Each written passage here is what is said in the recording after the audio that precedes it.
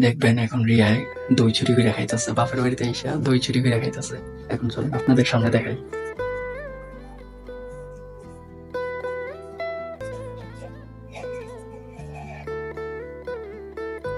হ্যাঁ, কি করো? কি খাও? খাই তুমি খেবা তুমি খাও তো, চুরি করে খাওয়ার কি আছে?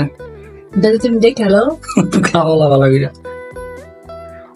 এই যে দেখেন, রিয়া দই চুরি করে খাইতেছে, বাপের বাড়ি আছে। কোন বাপের বাড়ি কি চুরি করে খাওয়ার কিছু আছে?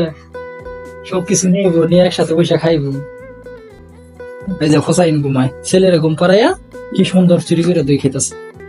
এমনকি আমার একবার হাত যাও না, আমি যে এই ঘরে শুয়ে রয়েছি আমার একবার হাত যাও না। তুমি সবখানি খেলতেছে কে? আর কে খাইবো না? ভালো হয়েছে, খাও। তো চুরি করে খাইলে গেলে তো তো চুরি করে খাইলে গেলে খাইছি কেন? বেশি খাওয়াই তো তুমি আমার ডাক দিতা, আমার সাথে নিয়ে হইতো। তুমি একা একা লই খাইতেছ, আমি খাইতাম না। তোমারটা তুমি খাও, আমি খাইতাম।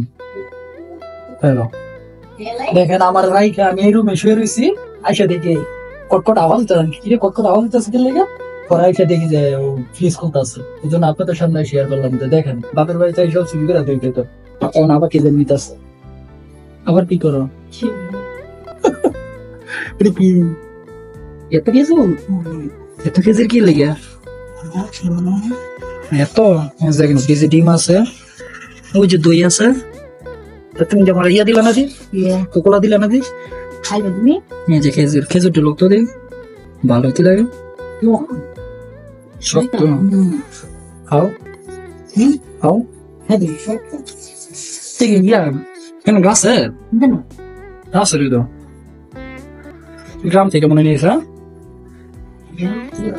আমার বাবাটা ঘুমাইতেছে, খাই 1000 টাকা খাইতে লইলে অন খাইতাম আমি। তো ঠান্ডা আছে পেটে কমে যদি না